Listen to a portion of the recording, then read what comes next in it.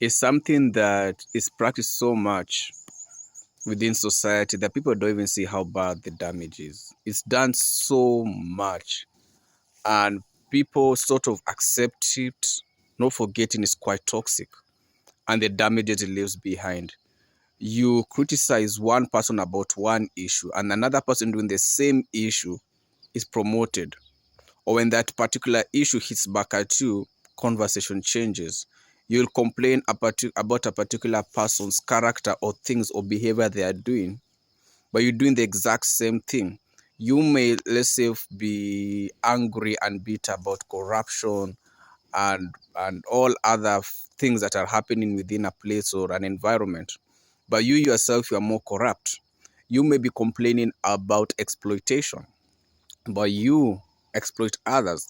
Let's say injustice, and let's say your own child or sibling or partner or someone does the exact similar thing, or even worse than the other person you're complaining about in terms of injustice.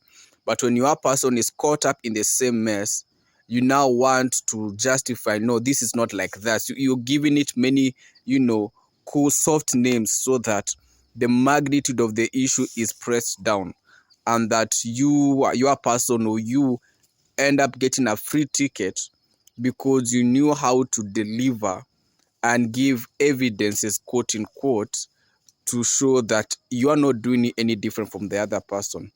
You may be very discriminative upon a race, a community, or even people within a different status quo in life. And you say, no, these people and these people, but you yourself are doing it to the other individual. You may be, let's say, a marriage expert, and you're giving all the best advices that will woo anyone, but your partner and your children are seeing a different conversation. In fact, your children want nothing to do with marriage in life because they see the mask that you put on when you go out and when you come in. When you go out, you are this loved, appreciated, the world is, vouching for you. But when you come home, the children are thinking, oh crap, why can this person not just stay outside? Because when you come, you are abusive, maybe even physical. And if you're not physical, you are emotionally abusive, because some people are not physical, but they're emotionally very abusive, and even they become quite lethal at it. And you demean your partner, you demean your children. So kids are thinking, how comes you're the same one defending? Others will defend against domestic abuse, and from the outside everybody like, yes, but on the inside your partner has bruises, your partner is scarred emotionally, physically, mentally. Before they get into that car, someone will say, or let's say those who say, I love my partner, and my partner in this relationship, we are together as a team. But your partner, let's say if they are driving, when they get to the parking or where you guys park before they get to the house, they stay over 10-20 minutes contemplating before they even get into that house, because when they get into that house, it's just chaos, chaos, chaos. Give me your phone. Who called you? Who texted you? Why did you bring this type of milk brand and not that particular? Like, there's no appreciation. And when they walk away from your life, now all men are dogs, all men are cats, or all women are this, or all women are that. But when people now sit back and say, let's see if we can validate this accusation, they realize all along you have been the problem. Your partner made no margin of error. In fact, they are better off away from you than closer to you, because you're just problems. You're just chaos. Because the more anything you touch, you just destroy. And that's the saddest part. You see, it's easy to mask your identity because no one knows you, no one watches you. And in the online space or in the digital space, you can be different people. You can be this kind of person, and in real life, you're a whole different person. Nobody gets to know. We live in a time of filters. We live in a time whereby you say one thing, but you mean the total opposite. And that's quite the saddest thing. King David was so happy to lay judgment on death when he was given the narration or the story or the parable by Prophet Nathan about the rich man, what he did to the poor man, taking what was little of the poor man. King David didn't look at himself and realize he took the life of Uriah because of his lust for Bathsheba. Yet he was a king who had wives who could have satisfied him through conjugal rights legally, but he chose to be an adulteress and fornicate because he had the power. And if you look at Uriah, where he was protecting the Ark of the Covenant. He was within that area. He was within where God, he didn't want to enjoy his legal rights, conjugal rights, before protecting his fellow men. And he was taken out because one man could not control his lust, and Uriah died an innocent man. And maybe even to his death, he died never knowing what will happen to him. Maybe if they meet in heaven, they'll be like, oh, so you kill me. Interesting. And that's the saddest thing about life. It's easy for people. I always say this. You see, when you look at your finger and you're pointing at someone, you have one pointing up, you have three pointing back. And people keep forgetting that because every time you're pointing a finger at any individual, you have three pointing back at you. And the pointing back at you, that should be a reminder at the back of your mind that whatever you are uttering, whatever you are saying, are you sure and comfortable that if your theory or whatever you're doing is put to test, will you stand out? We have people who will stand up in activism and will call out people for being prejudiced against a particular race, community, etc., status quo, etc. However, if someone from that particular community is in the wrong, or on that race is in the wrong, these people who are the activists now switch tables and then they say, no, this person is different. No, these people is because of ABC. You're like, huh? You'll be able to complain about colonialism, true, and all the atrocities committed. But we keep forgetting one thing for those who are colonized. How did the colonizers be able to figure out how our bloodlines, our ancestors, how they lived, where they lived, everything? Someone must have given them credible information for them to be able to trace, do whatever. Someone profited. And who profited? Was it not someone within the same race? But we keep forgetting that. We keep forgetting that becomes easy to point. No, it's you people, it's you people, it's you people. But keep forgetting, how did they know the nitty-gritties, the corners, the everywhere? How would someone know your house unless they once came to your home? How would someone steal from you to the specifics unless it's someone you invited, or maybe you posted somewhere and they saw it? The people get to attack you. Have to have a clear and proper understanding of where you are, who you are, what you do, for them to get it so right. You can be robbed by an ex-employee because either you mistreated them or you treated them well, or they became greedy, either or.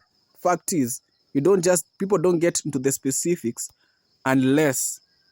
We live in a very sad time in society, and it's getting worse when you think about it, where someone's life is taken, whichever way, and that's a life gone. And that heart of love and warmness is gone. So people start saying this individual was taken out because either they were dressed like this, or either because of their modesty in dressing, or they may have promoted a particular person or team or anything. But you're forgetting the underlying factor. Their life is gone. Why should you hit already someone is already gone? The heart is very cold. But when the same thing happens to someone close, you're like, no, this is different from that other issue. No, it's no different. A life has been taken, There's nothing to glorify in death of anyone. But that's where we are in society. So it's very important to always remember, let's not be people living in double standards, because many people become victims of those actions, words, thoughts, and opinions. Always remember, it's easy to point a finger at anyone, but you forget the three pointing back at you. And it's always good to always validate and confirm and do your own due diligence to ensure that whatever you're trying to promote and support, you really have the facts and evidence to say true. We are living at a time whereby it's easy to expose people, You can expose whether the entertainment industry, whoever they are. But it gets interesting when the person who's exposing gets exposed from the context of what is the intention behind it. You see, the intentions of people are different. Someone could be exposing another individual because they yearn for that thing that person got, but they never got it. And so they found actual evidence, to put this other person down. You can be exposing because someone else was a victim of this person. You could be exposing because this person's character affects a society and other etc factors. Because nobody knows your true intention. Sometimes you'll hear a gentleman will be very much talking bad about a particular lady's beauty and everything. But deep down we know if that lady would give this man a chance, this man would shut up. But because he cannot get her, he will try to malign her name, call her out and everything. Maybe she's an outspoken lady in everything that she does. Fine, she makes her lapses of judgment, but she's outspoken. She doesn't back down from a conversation, doesn't back down from a fight. And so a man may feel intimidated and say, let me attack her mistakes. Let me attack her associates, the people she associates with. Let me attack her partner. Let me attack her children. Let me attack her religion. Let me attack this. Let me attack. The fact that those are the things they are looking for to attack means you have the problem. Means you are quite jealous of the other individual. And because you're not sitting on the same table, you have to pull them down because misery loves company. And because there's no one who is literally on, having cameras on you, it's easy for you to point out people out there and forget. And the same applies to women against men.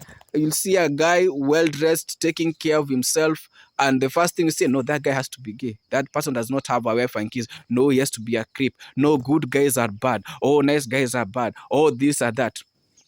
When in true sense, you've been the one destroying people's sons. You've been the one lighting up fires that never needed to be lit up. You've been the one destroying marriages. But because you have no cameras on you, it's easy for you to say anything up until someone proves everything wrong and then you realize, yikes, I've been caught.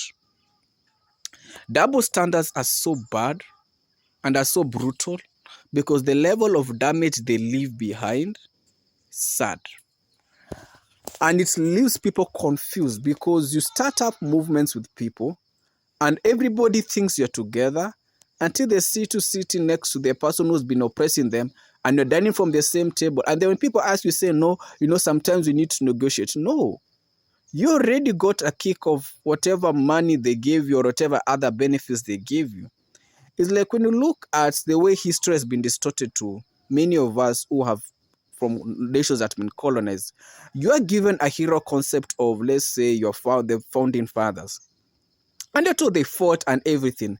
But right now, in the 21st century, we are in this era, we are able to find photos and some type of information from those who are old and still not gone, who telling us the actual information. Like, no, this person you're calling a hero literally is the one who was selling out other people to be taken out. And they're thinking, And they even were having good times. The only photos you're shown of history are the photos where he's in jail. But the person was never in jail. That person was enjoying his life. He was having kids. He has properties. Then you ask yourself, And then you realize these so-called founders, they have a lot of properties all over in that country. And you're thinking, if they were fighting for the country, how did they acquire so much wealth that everywhere you go, you hear their name tagged along? The math isn't mathing. It's because all along these people were never arrested. In terms of PR, they were arrested on PR, on public relations. But on reality, they were never arrested. In fact, they were the one dishing out people's names, identities, and everything. They were sitting on the table to judge their own brethren and destroy their own brethren. And that's a sad state. And so once you have that type of double standard and it's distorted, it becomes easy to then praise a particular team saying, hey, you guys fought with them, but realize no. And then the sad part is the people who now actually did fight, their bloodline, their children don't have they don't have anything. Their country has not even recognized their children or their family, and that story dies, and that story is over, and life moves on. Double standards is so bad, it's so lethal, and it leaves so much damages behind.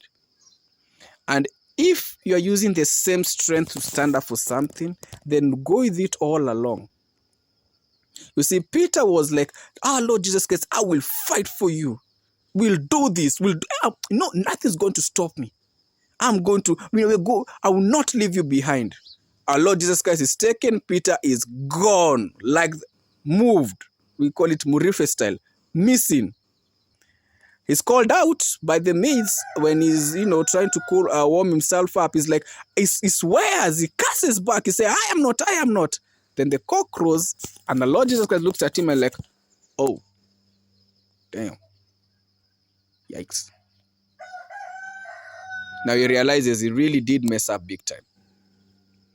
And that's the sad thing.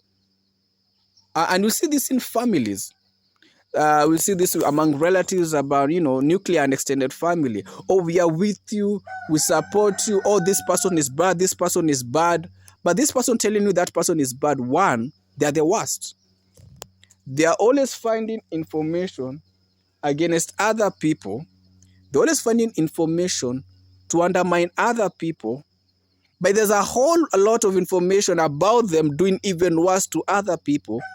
But because they're not called out for who they really are, they just find their way to maneuver and look innocent.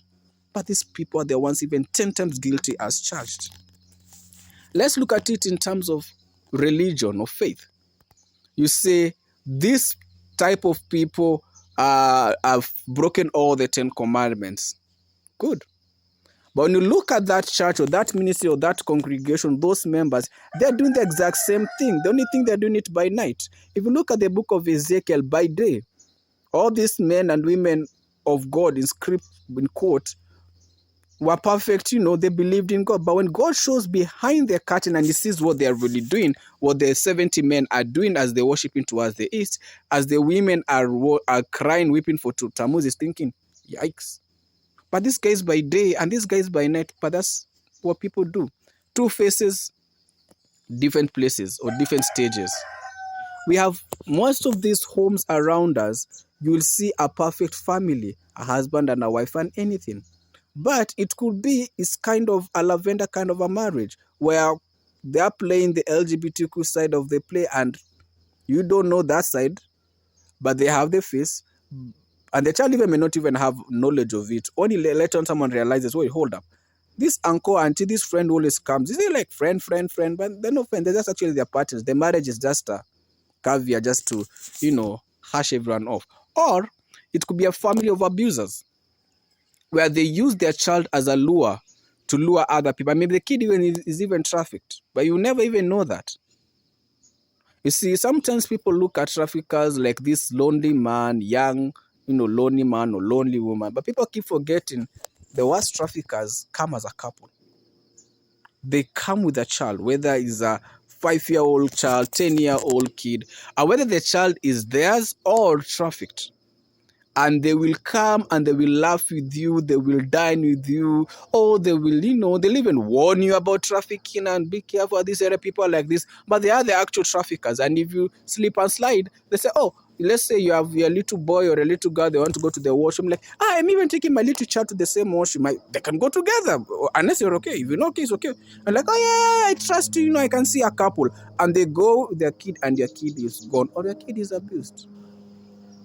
And they bring that child back. And they ask, why did you stay for long?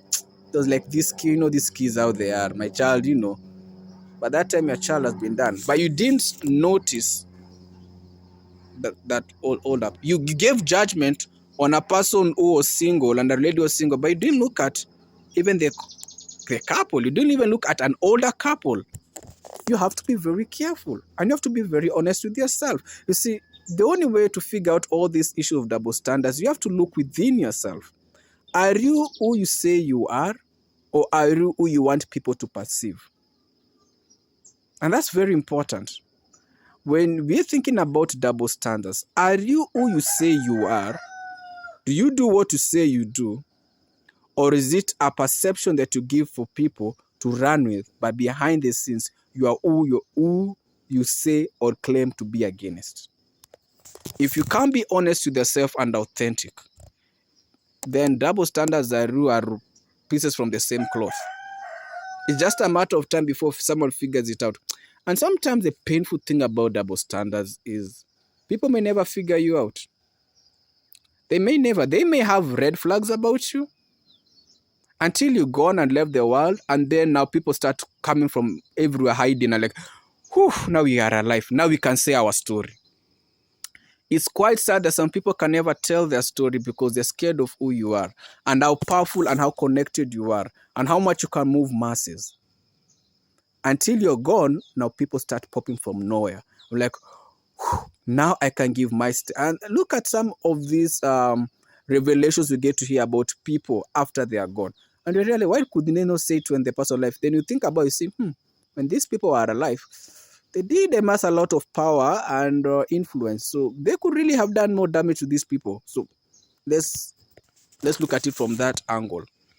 But imagine someone has kept the abuse and damage for over 20 years, 21 years, 24 years, 30, 40 years, only for when they wait for you to die for them now to tell their side of the story. So double standard is lethal. Double standard is evil. Double standard is bad. If you are using the same scope of judgment on one person, it shouldn't change. If you are using the same scope of judgment upon anything, it shouldn't change. You shouldn't say when the same issue comes back, it should not be given a different justification because it is familiar to you or is familiar to the people around you or because you want to be seen like the better person. No. The same cup that you're giving others to drink, you drink it. If you cannot be honest with yourself and authentic about your words and your action, then you're no different from the accuser or the accused. If you cannot be able to give honesty and being authentic in what you do, you're no different. People say, oh, this person is a witch, oh, this person is a witch, oh, this is a person. But what is rebellion also? Is it not part of witchcraft in a way? It's easy for able to say, oh, this person are bewitching you. Yet when God brings someone in your life to help, you're the first person to mistreat them, talk bad about them, slander, do all those things. So you are the Pro Max witch. The only difference is you might not be sitting on a broomstick and flying all over the place. But you're no different from that other witch. Just because you go on your knees and pray doesn't make you any different. If God looks at that heart, because people say God knows my heart. Good. Let's go to the time of floods. Why were there floods again? Because the intention of the heart of mankind was bent on evil and wickedness. How different is that from now? Are people getting married because they want to get married? No. Some people are getting married because they found their ticket to retirement. Retirement from all the soul ties they've had and enjoyed and destroyed lives. Others are getting married because they found a way to take a life insurance cover against someone. So they've already done their math. Another wants to take a get married because they already have a seed in them that's 1 week in their womb. And they're thinking, if I can get married, I can seal this story once and for all. And maybe this seed in the womb is for someone close to this partner. Others are getting married because, well, their age has caught up with them. And they just think, I can just get married. And others getting married because they are doing their math and they're doing their finances and they're thinking quick math. And they're like, I am getting into big debt. If I can get into marriage, that's my ticket out. And now the partner who marries them is thinking how much they love. This partner loves them. Only for them to get into that marriage 2 years, 3 years, 5 years, a decade and realize, who did I really marry? Because people can't really mask it if they want to. And it's only God's grace and mercies are we able to identify people for who they really are. And in most cases, God may not give us the whole part to understand, because he knows how much it will break us and we might walk away from his mission upon our lives. But the truth of the matter is, double standards destroys homes, destroys relationships, destroys so much. Be honest with your words. Be authentic with your words. Don't justify one issue because it's not affecting you or because you want to look good. Double standards destroys, destroys, destroys. And it leaves more pain and zero gain. More people get hurt because of double standards. So the same judgment you hold upon one should not differ from the other one if they fall within the same. If one says precedence to the other one you can't then say, I will look at it differently because it represents someone close to you, or it represents you. The way you call out someone, the same merit should be used upon whatever is within you. So may God help us. Even may we search ourselves and examine ourselves, not to be part of the people who are promoting double standards. And let's be honest with ourselves. Are we really who we say we are, or we claim we are, or are we many other masks? And when God says to deal with us, we cooked. May God help us all. May we discern and may we be real in all that we do. May God help us all.